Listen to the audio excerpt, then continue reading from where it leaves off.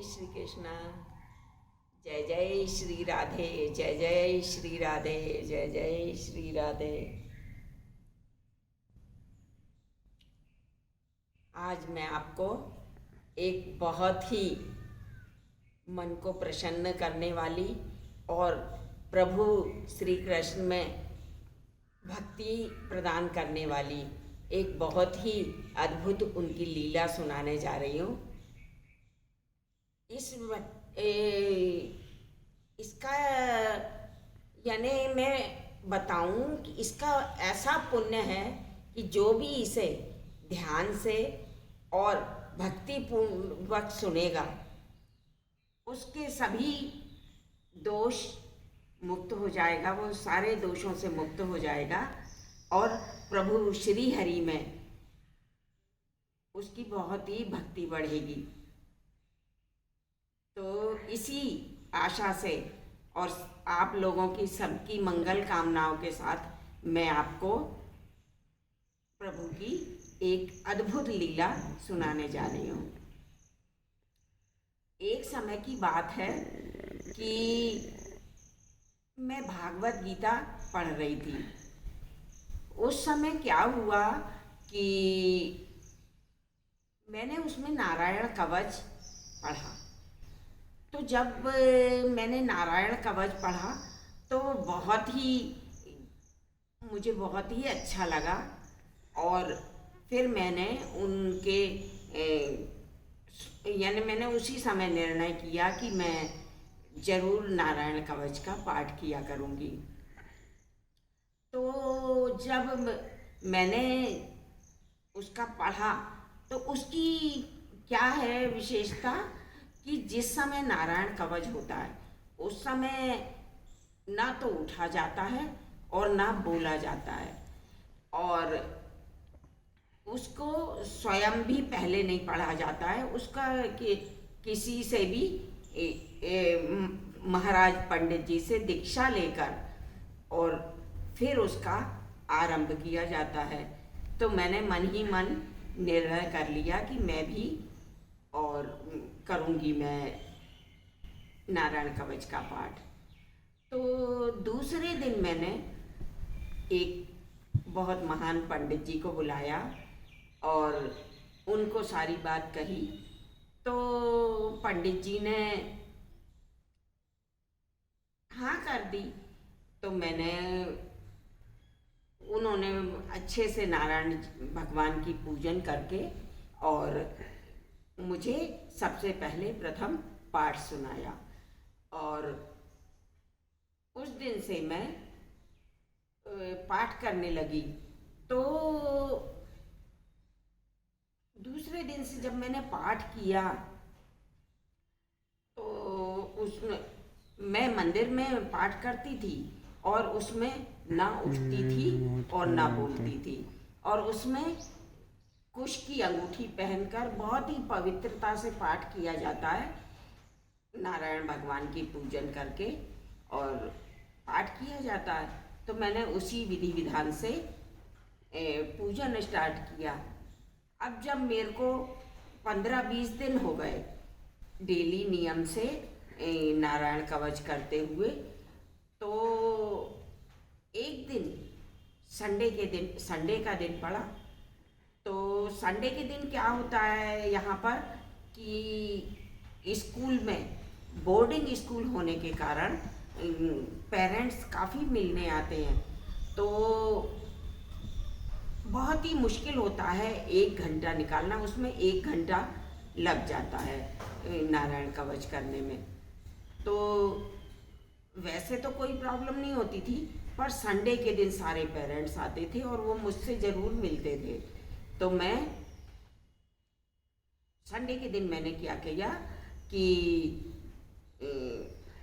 जब मैंने कवच आरंभ करा तो मैंने पूजन वजन करने के लिए मंदिर का दरवाज़ा बंद कर लिया और 4 बच्चों को मैंने रखवाली के लिए बिठा दिया कि कोई भी आए उन्हें अंदर मत आने देना और मैं जब तक पाठ चले मेरा तब तक कोई भी अंदर ना आए।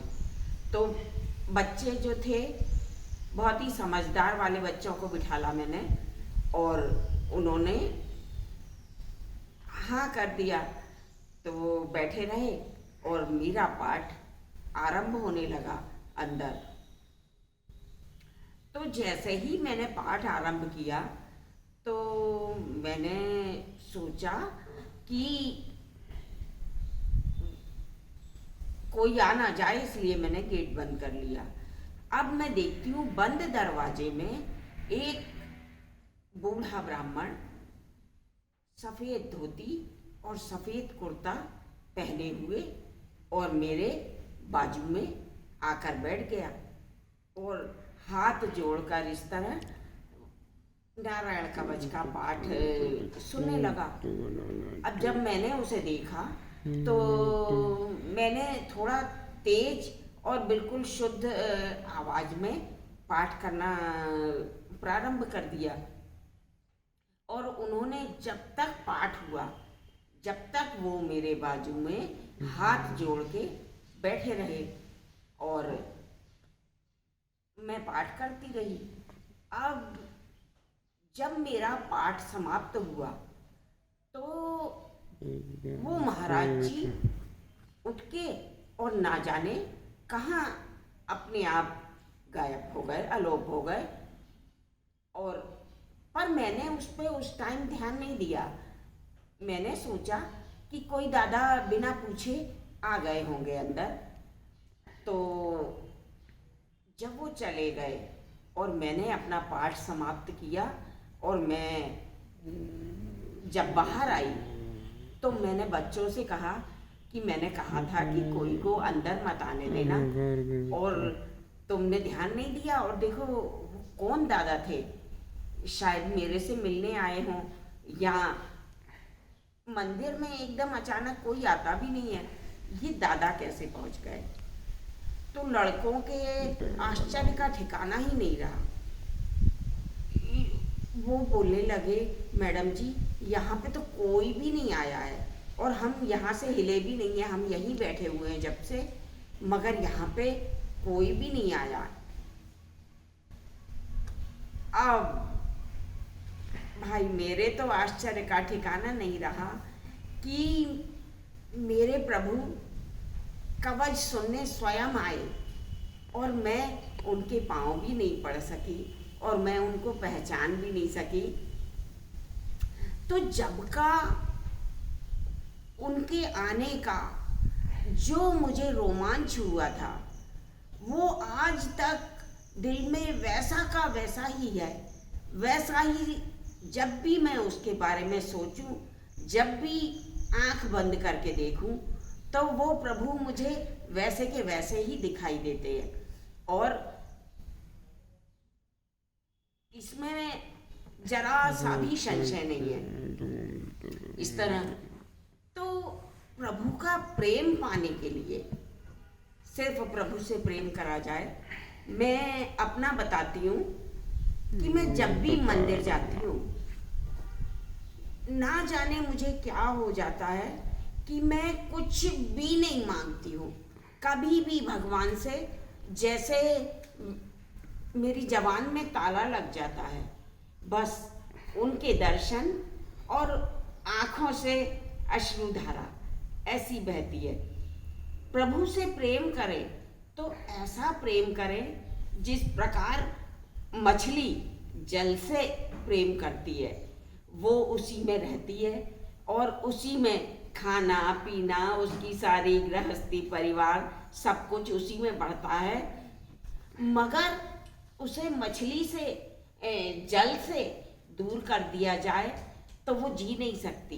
वो तड़प तड़प के कुछ ही क्षण में अपने प्राण दे देती है। तो इसी प्रकार प्रभु में अगर प्रेम हो और हमें वैसा ही प्रेम उत्पन्न करना चाहिए जिस प्रकार मछली जल में रह के अपना जीवन यापन करती है। हम संसार सागर में रहें, संसार में हमें कोई भी बिना कर्म बिना कर्तव्य के तो रह ही नहीं सकता है। तो हम संसार में रहें और निरासक्त होकर रहें। हमें कर्तव्य कर्म कोई भी नहीं छोड़ना है, ना ही हमें घर त्यागना है, ना हमें घर के लोगों का लालन पालन त्यागना है, और ना ही सांसारिक कार्य जो हमें अनिवार्य रूप से प्रभु ने दिए हैं, जो कार्य हमें प्रभु ने सौंपे हैं, हमें उन्हें पूर्ण करना बिल्कुल जरूरी है। अगर हम उन कर्मों को नहीं करते हैं तो हम प्रभु के अपराधी बनते हैं। इसलिए उसी प्रकार जिस प्रकार मछली जल में रह के जल से प्रेम करती है, उसी प्रकार हम अपने प्रभु से प्रेम करके और उनके दिए हुए कर्तव्य कर्मों का पालन करते हुए और प्रभु की भक्ति करें।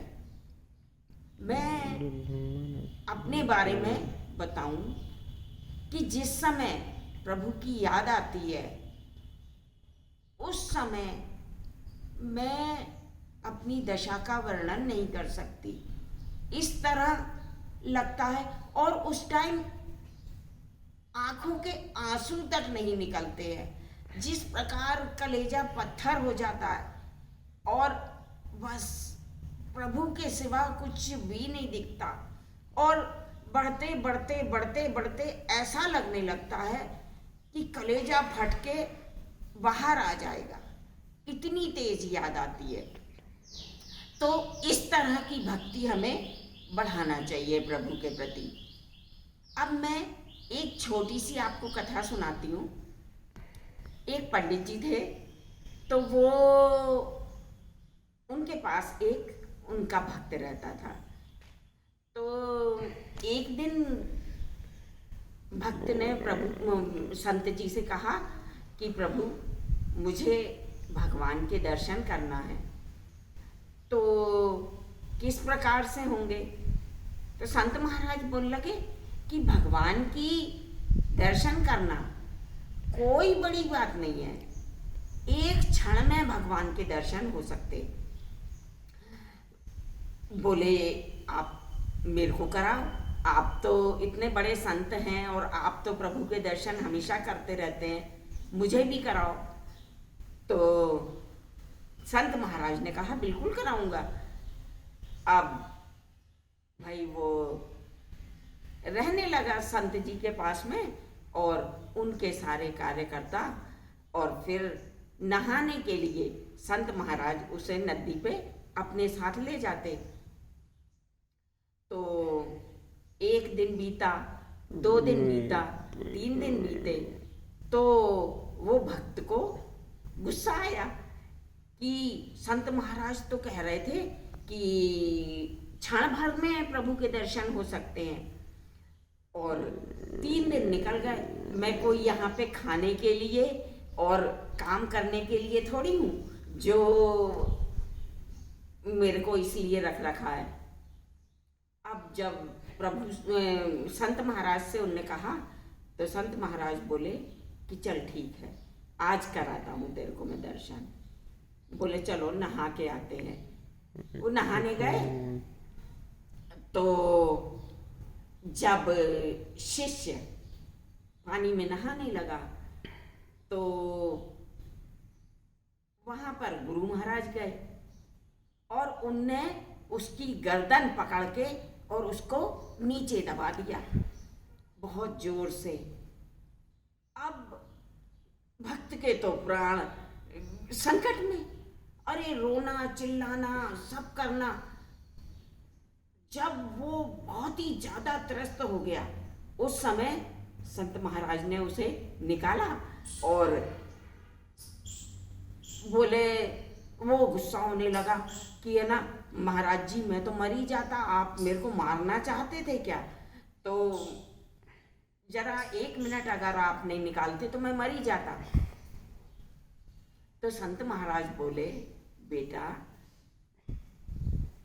तुम्हें जब मैंने दबाया तो तुम्हें किस किस चीज की याद आई, क्या क्या महसूस हुआ? क्या तुम्हें अपने माता पिता याद आए? बोलने लगा कि नहीं भैया, कोई माता पिता याद नहीं आए। और बोले तो फिर बीवी बच्चे से तो बहुत प्रेम करते हो, बीवी बच्चे आए होंगे।